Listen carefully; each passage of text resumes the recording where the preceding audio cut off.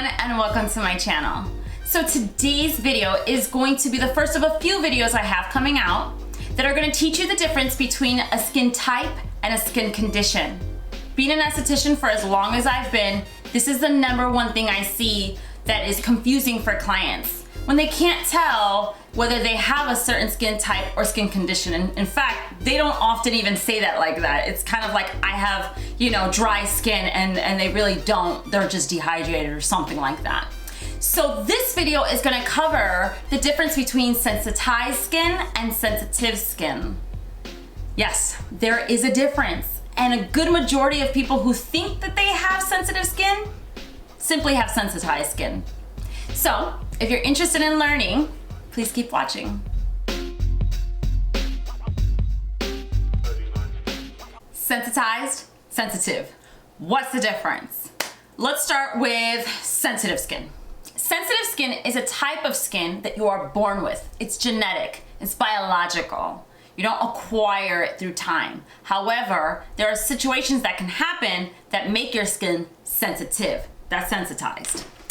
So let's break it down. How do you know if you have sensitive skin? 1, you could probably track it all the way back to your youth. 2, it's typically thin skin, and the barrier function is usually compromised, meaning your skin is highly reactive to products, particularly chemicals. It's reactive to the elements, so it can be affected by extreme heat or cold. It will flush easily, or if you eat spicy foods, it can turn red a little bit. You can also flush if you are embarrassed or in a situation like that. This is someone who has more sensitive skin, itchy, irritated, and it's, like I said, highly reactive. That's sensitive skin. Sensitized skin is usually triggered by an external factor, meaning you must have done something to make it happen. You weren't born that way. And this has a wide range of factors that can be causing sensitized skin. It could be kind of like sensitive skin, extreme heat or cold. If you're a sunbather, or if you're having extreme cold and you're not taking care of your skin a certain way, the moisture is just zapped right out of your skin, leaving the barrier function compromised, and now your skin is sensitized. There are other factors as well. You can be taking a medication that can be thinning out your skin, leaving it vulnerable, or there might be a disease in the body that could be compromising the barrier function as well. Your lifestyle could be compromising the barrier function of your skin, leading to sensitivity, such as cigarette smoking, sunbathing, being aggressive with your skin, or skin traumas. But the #1 thing that most people do that compromises their barrier function, causing sensitized skin, is products. Chemical products and exfoliating products.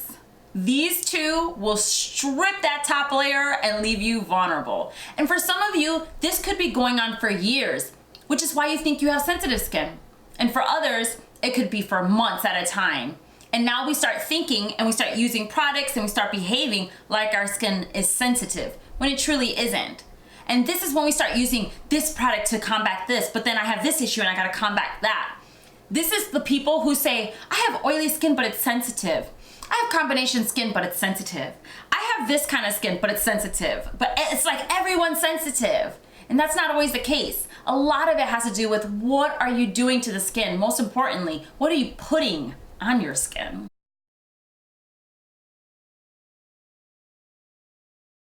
The good news, however, for sensitized skin is you can heal this skin condition. As opposed to people who have sensitive skin, this is a matter of learning how to use products and handle your skin a certain way that's gonna aid in that. But most often, you're gonna have that sensitive skin for the rest of your life. And by the way, I'm thinking of making like a video series where I talk about skin types and like all of it, like how to build a regimen around your skin type, what ingredients or products to use for your skin type, if you have sensitive skin or oily skin or combination skin and things like that. So if that interests you, please leave a comment letting me know if that's something that you guys wanna have, and I'll make it happen. Okay, so how do we take sensitized skin and bring it to its normal functioning ecosystem that it is? And it's probably been so long since you've seen it there that you probably don't even know what your skin is like when it's normal. So what I'm gonna tell you is these are steps that you can take or things that you can do to bring your skin back into balance. But the word that I want flashing out here is healing. Healing, healing, healing the skin is what the game is all about right now when your skin is sensitized. So the number one thing to do is stop exfoliating. Whether it is a manual, so granular exfoliators, or a chemical exfoliator like an acid. Pause it for a few weeks and let's bring our skin back to its natural state. How do we do this? Okay, one of the things I recommend is start hydrating the skin. Use humectants such as hyaluronic acid, which is able to carry 1,000 times its weight in water, or polyglutamic acid, which is able to carry 10 times more than hyaluronic acid, and it is a new little player in the scene. Also, natural humectants such as aloe vera, honey. These are ingredients that will help bring water back into your skin. But then after that, you want to put a lipid, an oil, right on top to preserve it.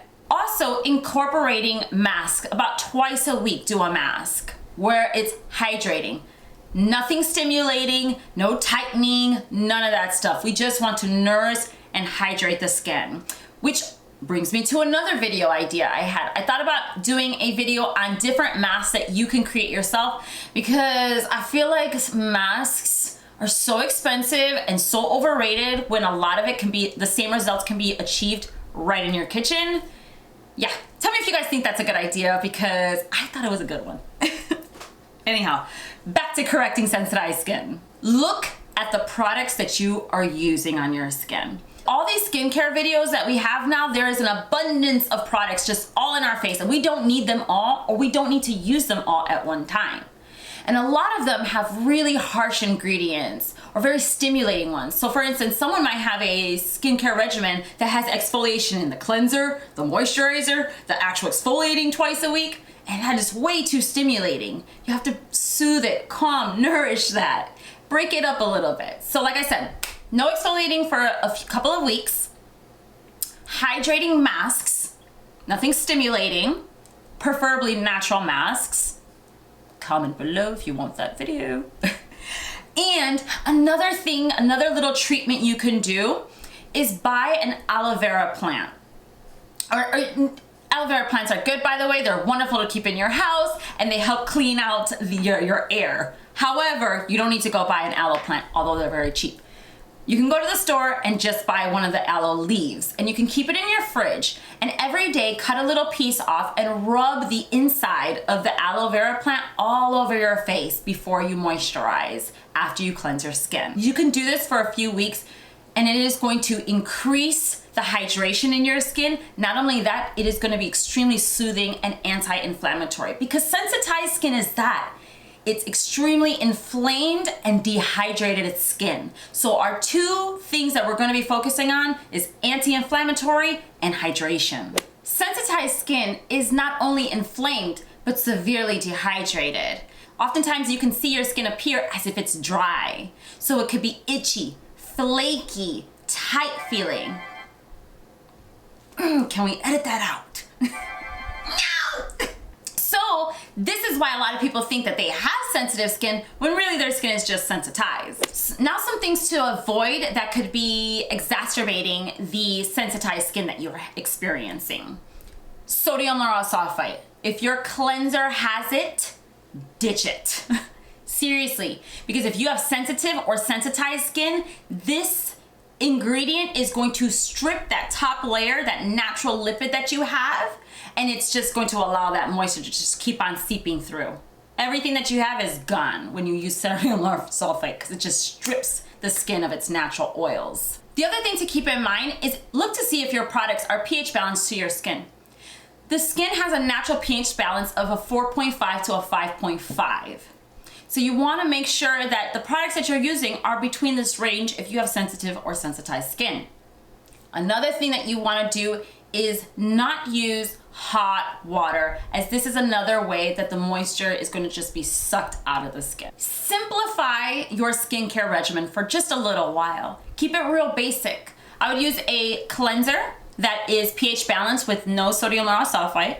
Then I would move into a tonic or a hydrating mist, something that's like in rose water or aloe vera in it.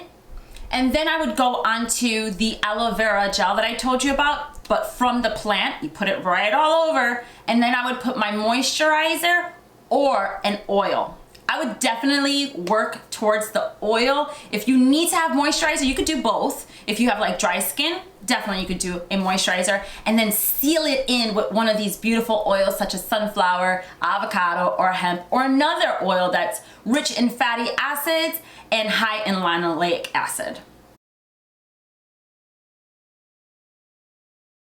After a few weeks of incorporating some of these tips that I've told you, you might start noticing your skin starting to calm down. Hopefully there's less redness, less reacting to products, and then you can go back to using your normal regimen of exfoliation. More importantly, hopefully at this point, you can get a better idea after your skin's healed of what's truly your skin type and not what's a skin condition. Then you can step back into your normal regimen if that still works for you, if those products still work for you, but incorporate them one by one, because maybe there's a product that isn't working for your skin, making it sensitized.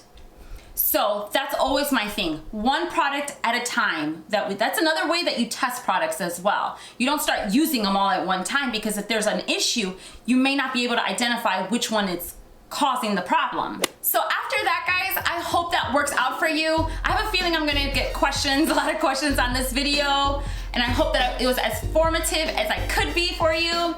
So go ahead and leave your comments down below and let me know if you guys are open to those video ideas that I mentioned in this one. Also, any other ideas that you have, please leave them down below. Don't forget to like, comment, subscribe, and all of that jazz. And until next time, guys, I'll see you later. Bye.